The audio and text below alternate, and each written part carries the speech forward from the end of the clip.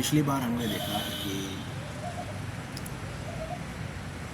शुक्रा अपने शरीर को देखकर विलाप कर रहा था और इस कारण से वो उसके भाव इसीलिए आए क्योंकि वो अपने शरीर से जुड़ाव महसूस कर रहा था, यानी शरीर से मोह था। अब हम आगे बढ़ते हैं। तो वशिष्ठ ऋषि बताते हैं कि हमारी जो धारणाएं हैं वो हमारी सोच का परिणाम है। अंदर का जो वातावरण है, मेंटल क्लाइमेट है, जो कि उन 3 गुणों से बनते हैं, उस कारण से हमारी धारणाएं, हमारे विचार बनते हैं और उसी के अनुरूप हमारे कर्म होते हैं। और फिर ये जो कर्म है ये उनके रिजल्ट्स उन धारणाओं को और अच्छी तरीके से सुदृढ़ता से हमारे अंदर स्थापित करते हैं। और इसी कारण हमारे सबके जो परिभाषाएं हैं धर्म की, वेल्थ की, सक्सेस, फेलियर, फ्रीडम, इन सब की जो हमारी परिभाषाएं हैं वो अलग अलग हैं। और जब ये परिभाषाएं अलग होंगी तो हम सबके एक्सपीरियंसेस भी अलग होंगे और फिर एक्सपीरियंसेस जो होंगे वो हमारी उन धारणाओं को और परिभाषाओं को और ज़्यादा सुदृढ़ और स्थापित करेंगे। ये चक्र है जो चलता है। इसी कारण से वशिष्ठ ऋषि ने बोला कि मैं और मेरा ये जो धारणा है ये अज्ञान के कारण है, माया है और ये सत्य नहीं है। इसीलिए इन धारणाओं को, हर प्रकार की धारणा को छोड़ दिया। फिर ये कहते हैं कि संसार में कई तरह के ऑब्जेक्ट्स हैं, कई तरह के विषय हैं, मगर कोई भी विषय जो है वो परमानेंट नहीं है, टेम्परेरी है। तो यदि हम, और ये जो विषय हैं ये सारे हमारे सेंसेस को एड्रेस करते हैं, तो यदि हम इन विषयों के साथ इन्वॉल्व हों ये जान करके कि इनका असली स्वरूप क्या है, ये फ्लीटिंग है, अभी है, थोड़ी देर बाद नहीं, इनका असली स्वरूप जान करके यदि हम इनके साथ इन्वॉल्व होते हैं तो कभी भी मोह नहीं होगा और वो हमको आनंद देंगे। इसीलिए जितनी भी हमारी लालसाएं हैं, इच्छाएं हैं सुख की, उनको छोड़ दिया जाए और ज्ञान को प्राप्त किया जाए।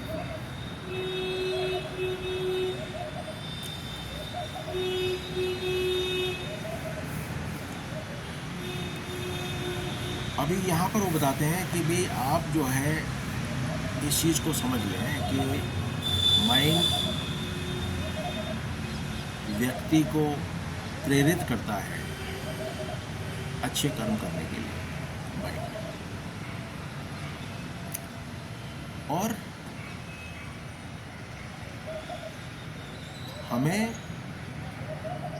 हमेशा एक माइंडलेस स्टेट में रहना जरूरी है। अभी इस चीज़ को हमें समझना है।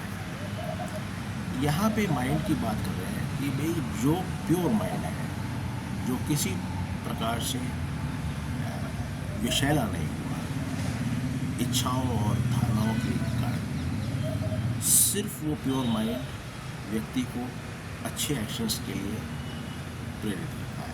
मगर जो माइंड किसी भी प्रकार के इच्छाओं में या धारणाओं में ग्रसित हो जाता है, वो हमेशा 3 राक्षसों की तरह बर्ताव करता है, जो कि दमा, व्याला और काटा। ये 3 राक्षस हैं जिनकी अब कहानी हम सुनेंगे। कहानी बड़ी इंटरेस्टिंग है और हम सब इसके साथ रिलेट कर पाएंगे। मैं जब पढ़ रहा था मैंने तो रिलेट किया। कहते हैं कि पाताल लोक में एक बहुत ही ताकतवर राक्षस था जिसका नाम सांबरा था, और वो एक जादूगर था। तो उसने अपनी जो सिटी बनाई थी वो कई प्रकार के जादुओं की सिटी थी, कई प्रकार के अजूबे थे उसमें। वहाँ 100 सूरज थे, और जो जीव जंतु हैं और लिविंग बीइंग्स हैं, ये सब जो हैं वो सोने के बने हुए थे। और भी कई इस तरह की खसूसियतें दी गई हैं योग वशिष्ठ में, हम पढ़ सकते हैं। कुल मिला के वो माया नगरी थी, और वो जो भगवान थे परमात्मा परमेश्वर से, उन सब के लिए वो एक टेरर था, बहुत ज़्यादा उसका दहशत थी स्वर्ग लोक में भगवानों के अंदर। तो इसलिए जब वो कभी सोता था या कभी कहीं बाहर जाता था, तो ये लोग आकर के उसकी आर्मी को मार देते थे। तो एक दिन उसको गुस्सा आया, उसने सोचा कि इन चीज़ों का अंत होना चाहिए, और उसने अपनी मैजिकल पावर्स, अपने जादुई शक्तियों को इस्तेमाल करते हुए 3 ऐसे राक्षसों को जन्म दिया जिनका के नाम दमा, व्याला और काटा है, जो कि जिनका पहले कोई अस्तित्व नहीं था। उनका ये पहला जन्म था। पहला जन्म होने के कारण किसी प्रकार की उनमें प्रवृत्तियाँ नहीं थी, और किसी प्रकार की अवधारणाएं वगैरह कुछ नहीं थी। किसी प्रकार का कोई जो प्रारब्ध था नहीं था, और इस कारण से उनको ये रिस्पॉन्सिबिलिटी दी गई थी कि वो जो असुरों की जो आर्मी है उसको प्रोटेक्ट करें। और क्योंकि ये उनका पहला जन्म था, तो वो, और उनकी कोई अवधारणाएं वगैरह कुछ भी नहीं थी, तो वो फियरलेस थे, निडर थे। और उनके लिए, क्योंकि पहला जन्म था, उनके लिए लड़ाई हार जीत ये सब कुछ मायने ही नहीं रखते थे। उनको पता ही नहीं था क्या है, क्योंकि वो अज्ञानी थे, उनको ज्ञान नहीं हुआ था उन चीज़ों का। हम कह सकते हैं कि वो बिल्कुल एक रोबोट्स की तरह से काम करते थे। तो सांबरा ने एक दिन अपनी आर्मी को डिस्पैच किया इन 3 राक्षसों के प्रोटेक्शन। तो जब इनका प्रोटेक्शन मिला, तो वो जो फौज थी वो अभेद्य फौज बन गई, क्योंकि हर तरफ से इन तीनों राक्षसों ने उनको प्रोटेक्शन दिया, और बहुत ही फियर्स बैटल वहाँ लड़ी गई। और इन तीनों जो राक्षस थे, इन्होंने 3 जो भगवान हैं, ब्रह्मा विष्णु महेश, इन तीनों को देखना चाहा, मगर ये कहीं दिखे नहीं। सो अल्टीमेटली ये वापस से अपने दैत्य राजा के पास पहुँचे, जो सांबरा नाम था जिसका, और जा कर के उन्होंने उसको बताया। इन द मीनवाइल जो ये जितने भी स्वर्ग में भगवान थे, परमात्माएं थे, इन सब ने इकट्ठे हुए और विचार किया, और ब्रह्मा जी से अनुरोध किया कि वो आएँ और आकर के उनको कुछ सलाह दें। तो ब्रह्मा जी ने जो कहा वो इस प्रकार है। ब्रह्मा जी प्रकट हुए और उन्होंने फिर बोला कि सांबरा जो है ये 100 सालों बाद विष्णु जी द्वारा मारा जाएगा, अभी इसको कोई कुछ नहीं कर सकता। आप इस युद्ध से विड्रॉ करें, पर विड्रॉ इस तरह से करें कि लड़ते लड़ते हो और वो जो 3 जो असुर हैं उन तीनों को ऐसा महसूस हो कि उन्होंने आपको हराया है। आप टेक्निकली विड्रॉ नहीं कर रहे हैं, एक सोचे समझे तरतीब से विड्रॉ नहीं कर रहे हैं, बल्कि लड़ाई में इन लोगों ने आपको हराया है, इस कारण से आप लोग पीछे हटें। और यही आपके पास एक ऑप्शन है। और इस कारण से समय के साथ उनके अंदर इस लड़ाई को लड़ने और इसके परिणामों की वजह से मैं का भाव उत्पन्न होगा, ईगो सेंस आएगी और साइकोलॉजिकली कंडीशनिंग होगी, विजयी भाव है। उस कारण से और कई भाव उत्पन्न होंगे और प्रवृत्तियां भी डेवलप होंगी। कमेंट्री में वो कहते हैं कि जिस व्यक्ति में ये मैं और मेरे का भाव नहीं है, ईगो सेंस नहीं है, वो व्यक्ति अजेय है, वो इनविंसिबल है। और मैं और मेरा ही सफरिंग को अट्रैक्ट करते हैं, कष्ट को, पीड़ा को, दुख को अपने तरफ आकर्षित करते हैं। जो कंडीशन्ड माइंड है,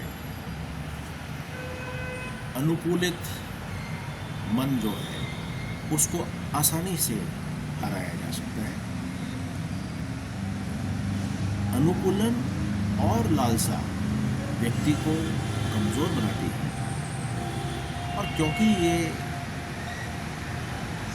कमज़ोर हैं तो ये आराम से इस युद्ध में, जीवन के युद्ध में भी हार जाते हैं। ये सब जो है हमारे क्या कहते हैं, हमारे जीवन से ये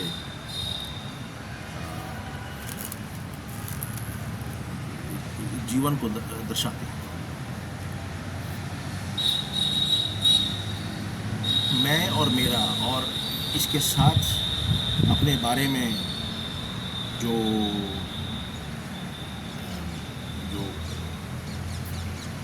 और धारणाएं पैदा करना है, उसकी कहानी है वो खरगोश और कछुए की कहानी, जहाँ पे कि खरगोश ने अपने आप को ज़्यादा आंका और खरगोश को, कछुए को कम आंका।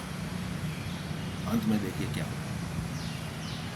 ठीक वैसे ही एक नेपोलियन बोनापार्ट ने एक समय कोई युद्ध हुआ था जिसके अंदर उन्हें रशिया को कैप्चर करना था। तो नेपोलियन की जो आर्मी थी वो यहाँ से फ्रेंच आर्मी गई और लड़ाई हुई। रशियंस ने टैक्टिकली विड्रॉ किया, तो ऐसे ही जैसे ये ब्रह्मा जी ने जो टेक्निक देवताओं को बताई, ठीक वैसे टैक्टिकली विड्रॉ किया रशिया की सेना ने, और इतना विड्रॉ किया कि फ्रेंच आर्मी मॉस्को तक आ गई। अब जब ही मॉस्को तक आई,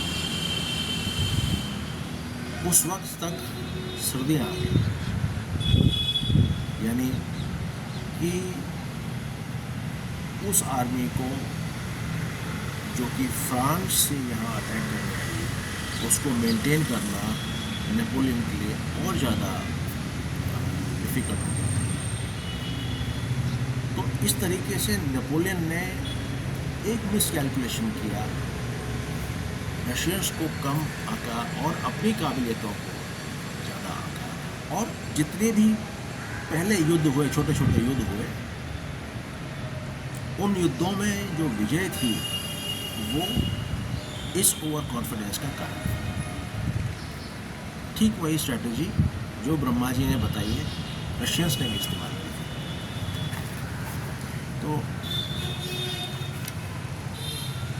ये एडवाइस देने के बाद ब्रह्मा जी अंतर्ध्यान हो गए और भगवानों ने जो है, जो ये देवता लोग थे, इन्होंने दोबारा से एक अटैक लॉन्च किया और अच्छी लड़ाई लड़ी। उसके बाद में, लड़ने के बाद में वो विड्रॉ हो गए। इस विड्रॉ के कारण इन तीनों जो अजेय राक्षस थे, दम्भ, व्याला और काटा, इन तीनों के ऊपर जो असर हुआ वो इस प्रकार है। पहला, इन तीनों राक्षसों में मैं और मेरा का एक भाव पैदा हो गया उस युद्ध के कारण। फिर ये जो ईगो सेंस था, ये जो मैं और मेरा का भाव था, इस कारण से अब वो और लंबा जिंदा रहना चाहते थे, जीवन और लंबा बनाना चाहते थे। और इस दौरान वो संपत्ति, वेल्थ इकट्ठा करना चाहते थे, अच्छी सेहत भी चाहते थे और कई तरह के सुख सुविधाएं वगैरह भी चाहते थे वगैरह। इसके बाद क्या हुआ कि ये जो डिज़ायर्स इनमें पैदा हुई, सुख की, सुविधाओं की, वेल्थ की, ये जो, और सबसे बड़ी बात जीवन की, जब ये इच्छाएं उनमें पैदा हुई तो उनका जो व्यक्तित्व है, उनका अजेय पर्सनालिटी वो थी, वो कमज़ोर है। और अब क्योंकि उनको अब जीवन चाहिए था, अब वो लड़ाई लड़ने के काबिल नहीं थे और वो जो इनविंसिबल थे, जो अजेय थे, अब वो अजेय नहीं थे। अब उनको बांधने के लिए वो जीवन का एक लोभ और मोह ये पैदा हो गया। और इस कारण से उनमें सेंस ऑफ ओनरशिप आई, ये मेरा है और ये शरीर मेरा है। जब ये मेरा हो गया, यानी पोजीशंस जो हैं वो मेरी हो गई और ये जो शरीर भी मेरा हो गया, अब मुझे इनको प्रोटेक्ट करना है, ये भाव पैदा हो गया। और इस कारण से जिस काम के लिए उनको रखा गया था वो उस काम को करने में सक्षम नहीं रहे और वो जो है आराम से खाते पीते थे, मदिरा पान करते थे और कई चीज़ें इकट्ठी करने में उनका ध्यान रख गया।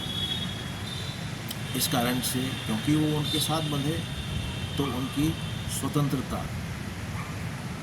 खत्म हो गई। अब वो स्वतंत्र नहीं थे, अब वो बंधे हुए थे। इस कारण से अब वो निर्भीक भी नहीं रहे। क्यों? क्योंकि अब उनको खोने का डर और डर भी पैदा हुआ। और जब डर हुआ, मृत्यु का डर हुआ, तो वो लड़ाई के काबिल नहीं बचे। अब देवताओं की सेना ने फिर से अटैक किया। जब अटैक किया उनको डर लगा और जब डर लगा तो ये तीनों के तीनों राक्षस थे भाग गए। अब जब ये भाग गए तो इनकी सेनाओं ने देखा, राक्षस की सेनाओं ने देखा कि भैया ये तो चले गए, अब तो हम प्रोटेक्टेड नहीं हैं, अब हमको कौन बचाएगा। तो वो सेना भी भाग गई और बुरी तरीके से उनका मनोबल भी टूट गया और वो हार गए। अब जब उसको राजा को सांबरा को पता चला तो उसने इन तीनों को ढूंढा। अब ये तीनों डर के मारे पाताल लोक में चले गए। जब ये पाताल लोक में गए तो वहाँ तो यमराज का राज था। यमराज जानते थे। उन्होंने उनको शरण दी और तीनों को 3 लड़कियां दी जिससे इन्होंने शादी करी और वहाँ पाताल लोक में एक लंबा जीवन जिया। मगर यहाँ इंटरेस्टिंग बात है, मगर एक दिन क्या हुआ कि, और ये हम में से कई लोगों ने ये चीज़ महसूस की कि यमराज उस जगह विजिट पे आए, मगर इस बार वो अपने अकेले ही थे। उनके साथ उनकी कोई सवारी नहीं थी और उनके जो भी झंडे वंडे वाले होते हैं वो सब कोई नहीं थे, और जो भी सैनिक बने चलते हैं वो कुछ नहीं थे, वो अकेले थे। वो अकेले वहाँ पहुँचे। इन तीनों ने उनको पहचाना नहीं। जब इन्होंने उनको पहचाना नहीं वो नाराज़ हो गए और इन तीनों को जो है वो ड्रेडफुल हेल्स यानी कि बहुत ही खराब परिस्थितियों वाले नरकों में कई जन्म दिलवाए और इस तरीके से मनुष्य के नीचे वाली योनियों में कई जन्म ऐसी नरकों में झेलने के बाद फिर वो